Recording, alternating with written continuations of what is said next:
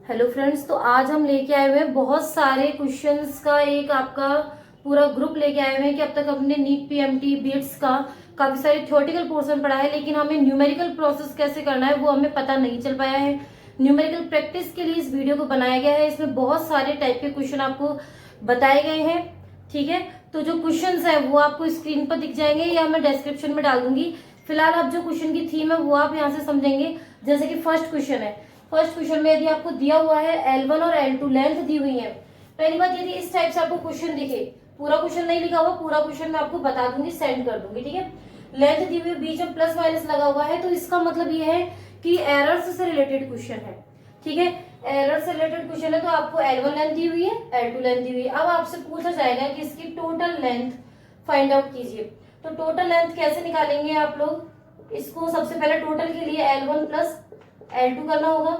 L1 कितना है 25.3 plus minus 0.1 plus 16.5 plus minus 0.1। अब बहुत सारे बच्चे जिन्होंने वीडियोस को कम्प्लीटली देखा हुआ है, मेरी पुरानी वीडियोस को देखा हुआ है, वो जानते हैं कि रियल वैल्यू को रियल वैल्यू से और एरर वैल्यू को एरर वैल्यू से हम ऐड करते हैं। तो 15.3 16.5 यहाँ होगा 41.8, सिर्फ इन दोनों का एडिशन प्लस माइनस इन दोनों को हम अलग से ऐड करेंगे तो आएगा 0.2 सेंटीमीटर। ओके, यदि क्वेश्चन नंबर सेकंड की बात की जाए तो क्वेश्चन नंबर सेकंड के लिए आपको दो टेम्परेचर दिए हुए हैं।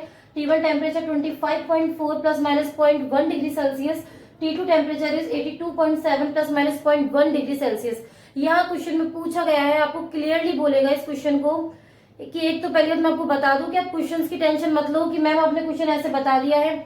जब आप डिस्क्रिप्शन में क्वेश्चंस देखोगे पढ़ोगे तो आपको समझ में आ जाएगा कि एग्जैक्ट में क्वेश्चन क्या है, बट यहाँ लिखना और वो सब कुछ पॉसिबल नहीं है। ठीक है, तो जो टेम्परेचर आपको दिए हुए हैं, तो टेम्परेचर में डिफरेंस तो फाइंड आउट करना है, डिफरेंस के साथ साथ परसेंटेज टेम्परेचर निकालना है। जैसे परसेंटेज एरर निकालते थे ना, वैसे ही परसेंटेज टेम्परेचर का एरर निकालना है हमको। तो सबसे पहले हम टेम्परेचर में डिफरेंस फाइंड आउट कर लेते हैं कि डिफरेंस कितना है। तो जो बड़ा है उसमें से छोटे को माइनस करते हैं। T2 minus T1 82.7 plus minus 0.1 degree Celsius minus 25.4 plus minus 0.1। अब वही पहली बात, यदि प्रीवियस वीडियो देखी हुई है तो आप जानते हो कि रियल वैल्यूज को हम माइनस कर सकते हैं। तो 82.7 25.4 माइनस हुए तो इस टाइप से बचेगा 57.3। ओके, लेकिन जो इसकी एरर वैल्यू है 0.1 और 0.1, इनको हम घटाते नहीं है, ये हमेशा ऐड ही होती है, तो ये आ गया 0.2। ठीक है, अब यदि टी में परसेंटेज एरर निकालना है, ठीक है, परसेंटेज एरर आपको निकालना है तो कैसे निकालेंगे? देखिए 0.2 लिखेंगे हम। जानते हो ना किस टाइप से निकलती है परसेंटेज, बताओ। Del T upon T into 100 percentage, तो ये है डेल टी 0.2 57.3 इंटू 100%। जब इसको पूरा सॉल्व करोगे तो आंसर आएगा 35%। ओके, 0.35% आएगा इसका आंसर। ओके, थर्ड जो क्वेश्चन है वो रिलेटिव वेलोसिटी से संबंधित है। वो किस टाइप से, यदि कोई जेट प्लेन है वो इस डायरेक्शन में जा रहा है 15 किलोमीटर पर आवर की स्पीड से, 15 किलोमीटर पर आवर की स्पीड से वो इस डायरेक्शन में जा रहा है, और ये अपने ही रेस्पेक्ट में जो अपने प्रोडक्ट है, मतलब कि जो ईंधन है, फ्यूल है, उन सबको 15 किलोमीटर पर आवर की स्पीड से भेज रहा है, मतलब VGP, क्योंकि अपने ही रेस्पेक्ट में इसने बोला है ना कि प्रोडक्ट को अपने ही रेस्पेक्ट में वो भेज रहा है, तो ये है इसकी स्पीड। अब आप कहोगे कि VGP क्यों लिखा है, सिर्फ VP क्यों नहीं लिखा? क्योंकि जब कोई जेट चलता है तभी ईंधन खत्म होता है, तो जब जेट चलेगा तो मतलब रेस्पेक्ट में तो काम हो रहा है ना, जेट चल रहा है, उसके बाद प्रोडक्ट बाहर निकल रहा है, तो इसकी जो वेलोसिटी है वो खुद की नहीं है। ठीक है, तो ये तो हो गई है आपकी VG, या सॉरी ये तो प्रोडक्ट है, प्रोडक्ट निकल रहा है 15 किलोमीटर पर आवर से, और ये VGP। अब वो पूछ रहा है कि जेट की खुद की बताइए आप क्या वेलोसिटी होगी। तब किस टाइप से निकालोगे? जेट यदि इस डायरेक्शन में चल रहा है तो प्रोडक्ट इस डायरेक्शन में निकलेगा, तो जो VP होगी वो होगी माइनस की 15 किलोमीटर पर आवर। जेट यदि इधर चलेगा तो प्रोडक्ट इधर निकलेगा। ठीक है, अब जेट अपने रेस्पेक्ट में इधर बढ़ रहा है तो प्रोडक्ट इधर बढ़ रहा है। ओके, तो दोनों की जो डायरेक्शन है वो अपोजिट होगी। इसमें आपको कोई भी ऐसे क्लियरिफिकेशन की जरूरत नहीं है। हमेशा ध्यान रखना जो प्रोडक्ट वाली चीज है उसको आप नेगेटिव रखोगे, क्योंकि जेट अपनी डायरेक्शन में चलेगा, ठीक है, लेकिन प्रोडक्ट अपोजिट डायरेक्शन में चलेगा। तो जो प्रोडक्ट की जो वेलोसिटी है वो -15 किलोमीटर पर आवर ली है। वीजीपी आपको दिया हुआ है 15 किलोमीटर पर आवर। अब वीजीपी है तो ये क्या हो गया, VG minus VP is equal to 1500। ठीक है, तो वीजी हमें पता नहीं है, वीपी कितना है माइनस के 500 इज इक्वल टू 500। यदि अब वीजी की बात की जाए तो 1500, ये तो पॉजिटिव हो गया, यहाँ हो गया 500, ये हो गया 1000 किलोमीटर पर आवर। यदि इसको मीटर पर सेकंड में चेंज करना है तो मीटर पर सेकंड में भी आप चेंज कर सकते हो, जैसे कि क्वेश्चन की रिक्वायरमेंट है अपन कर सकते हैं। मीटर पर सेकंड में कैसे चेंज करेंगे, 1000 का मल्टीप्लाई 1600 का डिवाइड, इसको आप सेल्फ करोगे। ओके, तो अब फिफ्थ क्वेश्चन की यदि बात करी जाए तो आपको दो पोजीशन वेक्टर दिए हुए हैं, ए वेक्टर बी वेक्टर, और इससे आपको चार चीजें निकालनी है। अब मैं इनमें से कोई भी दो चीज आपको करके दिखाऊंगी, दो चीज आपको खुद करनी है। तो जो थोड़ा सा आपको परेशान कर सकता है वो a माइनस बी और a माइनस बी का मॉडुलस है। मैं ये दो क्वेश्चन आपको करके दिखा रही हूँ, ये दो क्वेश्चन आप खुद करेंगे। ठीक है, तो सेकंड पार्ट यदि मैं लेती हूँ a vector minus B vector, तो a वेक्टर को लिखिए आप पहले 2i कैप। यहाँ ऐसा कुछ भी नहीं करना है कि बड़े में से छोटा माइनस करना है, यहाँ जो पहले है आप पहले उसको लिखेंगे, उसके बाद जिसका नंबर सेकंड नंबर पे है वो सेकंड नंबर पे आएगा। 2 में से 6 कितने हुए, माइनस के 4, -4i कैप। ये 3 प्लस का है और ये 4 भी प्लस का है, तो 7j कैप, -5 -3 8k कैप। तो इसका ये वाला आंसर तो निकल गया। अगर प्लस का निशान है तो हम इसे प्लस कर देंगे। माइनस मैंने क्यों बताया, कहीं आप बड़े में से छोटे को माइनस ना कर दो, तो बड़े में से छोटे को माइनस नहीं करना है। ए पहले तो पहले अपन ए को लिखेंगे, बी बाद में है तो अपन बाद में बी को लिखेंगे। ओके, अब यदि मॉडुलस की बात की जाए तो ये तो मैंने इससे पहले वाले क्वेश्चन में आपको बताया हुआ ही है कि डायरेक्ट अपन इनके कॉम्पोनेंट का स्क्वायर करके इनको ऐड कर देते हैं। 16 प्लस 49 प्लस 64। फ्रेंड्स अब आप इसको खुद सॉल्व करेंगे, क्योंकि ये क्वेश्चन की मैं हिंट दे रही हूँ। अभी तक तो मैं क्वेश्चन पूरे सॉल्व करवा रही हूँ, लेकिन ये क्वेश्चन तो आप इसको खुद पूरा सॉल्व कर सकते हैं। इससे क्या होगा, अपने जो वीडियो बनाने के आवर से थोड़े से कम हो जाएंगे, तो मैं ज्यादा क्वेश्चन इन्वॉल्व कर पाऊंगी। तो प्लीज इन क्वेश्चनों को आप पूरा कीजिए। जिन क्वेश्चनों में मुझे लगेगा कि आप नहीं कर पाएंगे उनको मैं खुद सेल्फ आपको पूरा सॉल्व करके दिखाऊंगी। ओके, तो अभी तक हम ऐड सब्ट्रैक्शन की बात कर रहे थे। तो अब ये जो क्वेश्चन है ये थोड़ा डिफरेंट है। अब ये नहीं है कि मैम ये मल्टीप्लाई का क्वेश्चन है क्या, मल्टीप्लाई के क्वेश्चन तो मैं आपको करवा चुकी हूँ, वैसे भी करवा दिए ना multiply, scalar multiply, vector multiply, ये तो मैंने क्वेश्चन करा दिए। तो फिर इनको रिपीट करने का कोई मतलब नहीं है, क्योंकि यहाँ मैंने नहीं है कि वीडियोस को रिपीटिशन के द्वारा अपन को आगे बढ़ाना है। यहाँ मेरा एम पहले ये है कि मैं जो ये ईयर है इसमें काफी कम मंथ के अंदर IIT नीट बिट्स का पूरा कोर्स कवर करवा सकूं। ठीक है, इसके लिए मुझे भी जल्दी है और आपको भी जल्दी है। तो मैं इन क्वेश्चनों को रिपीट ना करते हुए हर क्वेश्चन का एक एक सेट ले लेती हूँ, जिससे आपको थोड़ी सी शांति रहे और आप उस काम को काफी अच्छे से कर पाए। तो यहाँ डॉट और क्रॉस तो हम मल्टीप्लाई कर चुके हैं, लेकिन ये क्वेश्चन क्या बोल रहा है, ये क्वेश्चन बोल रहा है कि यदि ए और बी इस टाइप से दिए हुए तो हमें इसके बीच का एंगल बताइए, जो मैंने अब तक आपको नहीं सिखाया कि एंगल कैसे निकालते हैं। तो एंगल निकालने के लिए एक चीज ध्यान रखिएगा, आप सबसे पहले इनका डॉट मल्टीप्लाई करोगे। कर रखा है ना बेटा ये तो हमने। अब ये मैं ऐसा क्यों कर रही हूँ, क्योंकि मैं जानती हूँ A vector dot B vector is equal to A B cos theta होता है। ठीक है, तो ए का मैं जो मॉडुलस है वो मैं निकाल सकती हूँ, बी का मॉडुलस मैं निकाल सकती हूँ, ए डॉट बी मुझे करना पड़ेगा। ठीक है, डॉट मल्टीप्लाई पहले करके देखते हैं। हर क्वेश्चन की मांग अलग होती है, आपको पता चले ये क्वेश्चन इस थीम तक पहुंच ही नहीं रहा, ये थोड़ा डिफरेंट है। 6i cap -4j cap, i को आई से मल्टीप्लाई किया 12, जे को जे से मल्टीप्लाई किया 12, 0। अब मुझे एक बात बताइए, cos 0 कब होता है? cos में यदि वैल्यू 0 आ रही है तो वो कब आती है? कोई भी बच्चा बता सकता है ना? cos में वैल्यू हमें 0 जब आती है जब cos कैसा हो, 90 हो।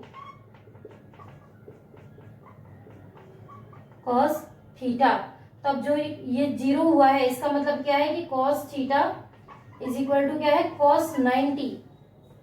तो जो इसका बीच का एंगल है वो कैसा है, 90। इसका मतलब कि ये जो दोनों वेक्टर हैं, ये जो दोनों पोजीशन वेक्टर है, ये कैसे हैं, परपेंडिकुलर है। तो क्वेश्चन कैसे घूम के आ सकता है, क्वेश्चन ऐसे भी पूछ सकता है आपसे, क्या ये दोनों वेक्टर परपेंडिकुलर है, यस और नो में जवाब दीजिए। तो यस, वेक्टर परपेंडिकुलर है। Why, because angle is 90 degree. Okay, तो जब 90 होता है तो परपेंडिकुलर होता है, तो 0 होगा तो क्या होगा, 0 होगा तो पैरेलल होगा। ओके, तो इसको कीजिए। नेक्स्ट क्वेश्चन की बात करें तो जो ये क्वेश्चन है, क्वेश्चन नंबर 7, इसमें ए वेक्टर बी वेक्टर आपको दिया हुआ है और इसमें भी वो आपसे एंगल पूछ रहा है। ठीक है, तो जो एंगल पूछ रहा है साथ में ये पूछ रहा है कि वो परपेंडिकुलर है या नहीं है या पैरेलल है। तो इस क्वेश्चन को आपको होमवर्क पे करना है। ठीक है, और इसको आंसर मैं आपको बता रही हूँ, A vector dot B vector जब आप करोगे तो इसका आंसर 0 आएगा। तो मतलब जो इसका एंगल है वो क्या आएगा, 90 आएगा। तो ये होमवर्क है आपके लिए। नेक्स्ट क्वेश्चन है, आपको ए वेक्टर बी वेक्टर दिया हुआ है और आपको जो ये पी की वैल्यू है ये फाइंड आउट करनी है कि पी की वैल्यू क्या है। तो पी की वैल्यू फाइंड आउट करनी है, साथ में आपको ये दिया हुआ है कि ये जो है परपेंडिकुलर है एक दूसरे के। अब परपेंडिकुलर दे दिए तो इतना तो हम जानते हैं, परपेंडिकुलर के अंदर ए वेक्टर डॉट बी वेक्टर क्या होता है, 0 होता है। तो ये कंडीशन आपको याद रखनी है। बहुत जोर दे रही हूँ मैं इन कंडीशन पे, क्योंकि जब हम बहुत बड़े क्वेश्चन भी करेंगे, तो ऐसा नहीं बहुत बड़े क्वेश्चन ही एग्जाम्स में आते हैं, छोटे क्वेश्चन भी आते हैं, लेकिन जब हम बहुत बड़े क्वेश्चन भी करेंगे तो उसके अंदर ये चीज आती है कि परपेंडिकुलर है, पैरेलल है, तो हम पता ही नहीं कर पाते कि क्या परपेंडिकुलर क्या पैरेलल, कैसे इसको यूज करना है। तो ये इसका स्टेप 1 है कि जैसे ही कोई चीज परपेंडिकुलर हो तो जो इसका स्केलर मल्टीप्लाई होता है, मतलब कि डॉट मल्टीप्लाई, वो हमेशा 0 होता है। अब हमको निकालना क्या है, पी, और ये कंडीशन हमको दी हुई है। तो हम 2i cap plus 2j cap plus pk cap, इसका LHS पार्ट है, 2i cap minus j cap plus k cap is equal to 0 कर देंगे। ठीक है, अब डॉट मल्टीप्लाई किया, i को i से किया 4, j को j से मल्टीप्लाई किया माइनस के 2, k को k से मल्टीप्लाई किया plus p is equal to 0, 2 plus p is equal to 0, p is equal to हो गया -2। अब मैं इस तरीके का एक क्वेश्चन आपको होमवर्क के लिए दे रही हूँ। ठीक है, तो होमवर्क नोट कर लीजिए आप लोग। होमवर्क करना बहुत जरूरी है। यदि होमवर्क कंप्लीट नहीं होगा आपसे तो ये सब वीडियो देखना, पढ़ना, ये सब वेस्ट हो जाएगा।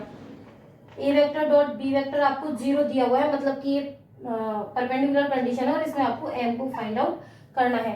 तो ये जो दोनों क्वेश्चन है, अभी तो मैं आगे और क्वेश्चन भी देने वाली हूँ, ये आप मुझे सॉल्व करके इंस्टाग्राम पे आप मुझे इसके आंसर सेंड करेंगे या यूट्यूब पे सेंड करेंगे। ठीक है, जो लिंक होगी वो आपको डिस्क्रिप्शन में दे दी जाएगी। तो आप जब तक इनको सॉल्व कीजिए, मैं और क्वेश्चन आपको कराती हूँ। तो हम बात करते हैं क्वेश्चन नंबर 10 की। तो क्वेश्चन नंबर 10 में आपको दिया हुआ है, फोर्स दिया हुआ है न्यूटन के अंदर और जो डिस्टेंस दी हुई है मीटर में। ठीक है, और इस क्वेश्चन में आपसे पूछ रहा है वो वर्क कितना होगा। तो बेटा हम वर्क कैसे निकालते हैं, वर्क का फॉर्मूला क्या होता है, work is equal to force into displacement. अब जो इसके बीच में जो इंटू लगता है वो डॉट वाला होता है, ना कि क्रॉस वाला होता है। ठीक है, इस चीज को ध्यान रखना है। तो W इज इक्वल टू, हमको इसको सॉल्व करना होगा। इस क्वेश्चन के लिए हिंट है W is equal to F dot D। इस क्वेश्चन के लिए हिंट दे रखी है ये मैंने। ठीक है, डॉट आएगा बीच में, तो जब इसका डॉट मल्टीप्लाई करोगे तो आंसर आएगा 11 जूल। तो ये आपको करना है होमवर्क के अंदर। ठीक है, ये आपका होमवर्क है। इसको होमवर्क तो हमेशा करना ही है आपको। प्रॉब्लम ये थी कि मैम क्वेश्चन कहाँ से लेके आए, कहाँ से करें, तो मैं जितना हो सकता है क्वेश्चन आपको प्रोवाइड करा रही हूँ, लेकिन प्लीज आप इसको सॉल्व कीजिए। यदि आप डायरेक्ट आंसर ना भेज पाए तो आप मुझे फोटो सेंड कीजिए। फोटो कहाँ पे सेंड कर सकते हो, इंस्टा पे सेंड कर सकते हो। आपको मैंने दोनों ऑप्शन दे रखे, लेकिन आप होमवर्क जरूर सेंड करो। ठीक है, फिर आपका 11th क्वेश्चन है, ए वेक्टर दिया हुआ है, बी वेक्टर दिया हुआ है और आपको बोल रखा है कि ये पैरेलल है, इसको प्रूफ करो पैरेलल है। तो जब परपेंडिकुलर था तो एंगल 90 आता था। ठीक है, और उसको प्रूफ करने के लिए मैं डॉट मल्टीप्लाई यूज में लेती थी। तो वही इसको सॉल्व करने के लिए हम क्या करेंगे, A vector cross B vector find out करेंगे। किस मेथड से, ये मैट्रिक्स बना के करते थे अपन, I J K। I कितना है 1, J कितना है -5, K 0, 2 -10 और 0। अब यहाँ से आगे इसको आप सॉल्व करेंगे। मैंने आपको हिंट दे दी है और इसकी जो वीडियो है क्रॉस मल्टीप्लाई मैंने सिखा भी रखा है। तो यदि कोई व्यूअर्स नया है तो वो उस वीडियो पे जाके आराम से चेक कर सकता है। ठीक है, अब हम बात करते हैं क्वेश्चन नंबर 12 की।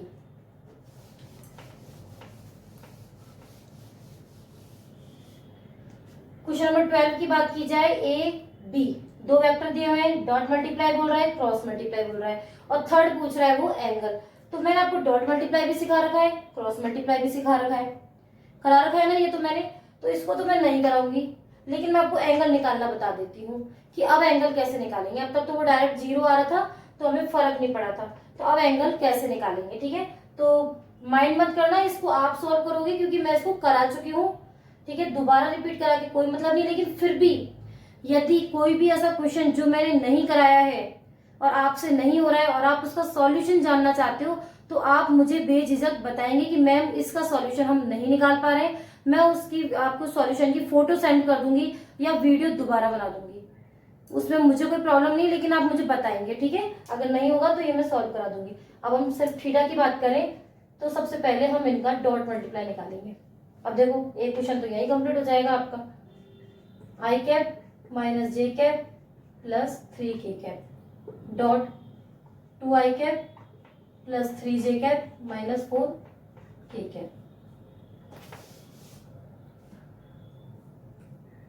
आई को आई से मल्टीप्लाई किया 2, जे को जे से मल्टीप्लाई किया माइनस 3, के को के से मल्टीप्लाई किया माइनस 12, ध्यान रखना है आपको। ठीक है, माइनस 3 बिल्कुल सही है, माइनस 1 माइनस 12 माइनस के 13। अब हमें निकालना है ए का मॉडुलस,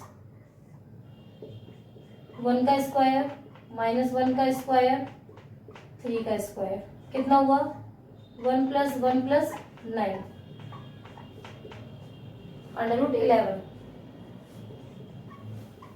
बी का मॉडुलस यदि मैं निकालू, 2 का स्क्वायर 3 का स्क्वायर 4 का स्क्वायर, 4 प्लस 9 प्लस 16, ये हुआ 29। कोई प्रॉब्लम है इसके अंदर? कोई प्रॉब्लम नहीं। अब मैं आपको इसका बेसिक बता रही हूँ, लेकिन माइनस प्लस में आप काम कैसे करोगे वो मैं बाद में बताऊंगी आपको।